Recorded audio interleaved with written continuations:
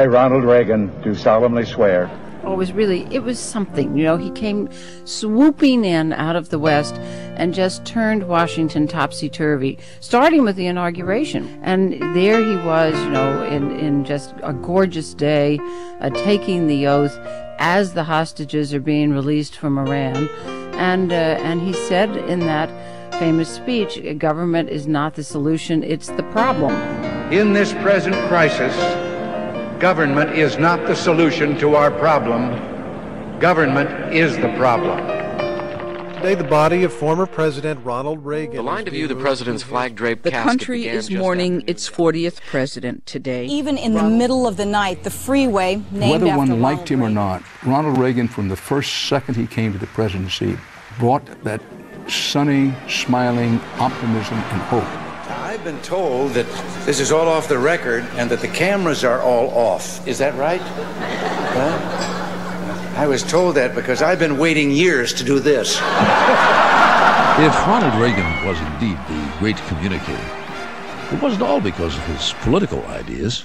Ronald Reagan was also very funny. As Henry VIII said to each one of his 6 wives, I won't keep you long. I was asked to explain the difference between a small businessman and a big businessman. And my answer was that a big businessman is what a small businessman would be if only the government would get out of the way and leave him alone. The man had convictions. He believed in this country. He believed in God. He believed in the principles that motivated this country and the principles that he knew made this country strong. And those were unshakable convictions. For decades, America had waged a Cold War, and few believed it could possibly end in our own lifetimes. The president was one of those few.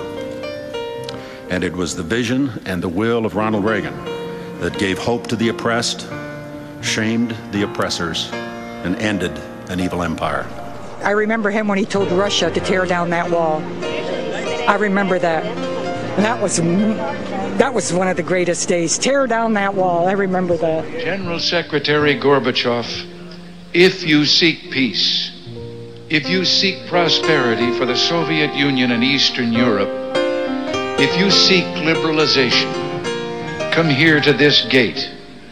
Mr. Gorbachev, open this gate.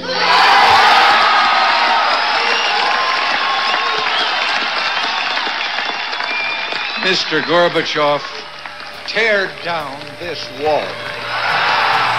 That I'm proud to be an American, where at least I know I'm free. This was the president of my lifetime, so when we just knew this was just something we had to do. I just have always admired him very much, and I just wanted to experience this. Come down here and say goodbye. Great president.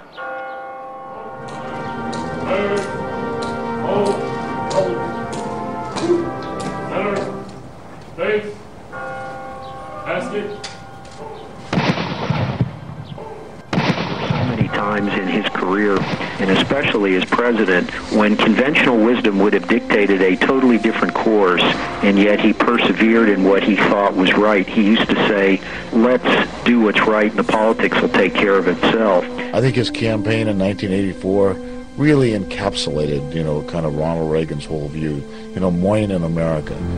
He believed that our best days were ahead, that everybody's best days were ahead. There's no one like President Reagan because he was the true communicator. We had to come up here and do something. What an honorable man. I think that's, with all the people in the world, we're short these kind of leaders. All the leaders of all the other countries, if they acted like President Reagan, we wouldn't have these problems.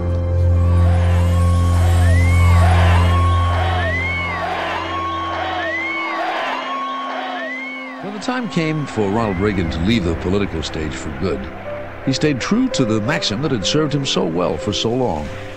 Always leave him laughing. A young Irish guide was taking us through the old ancient cemetery, and we came to one tombstone, and he proudly pointed out, and the tombstone was inscribed, "Remember me as you pass by, For as you are, so once was I. But as I am, you too will be. So be content to follow me. And this had proven too much for some Irish who had scratched on the stone underneath. To follow you, I am content. I wish I knew which way you went. Dignity, honesty,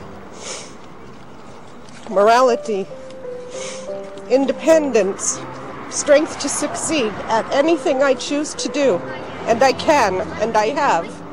I just will never forget how he saw me through my life, unbeknownst to him.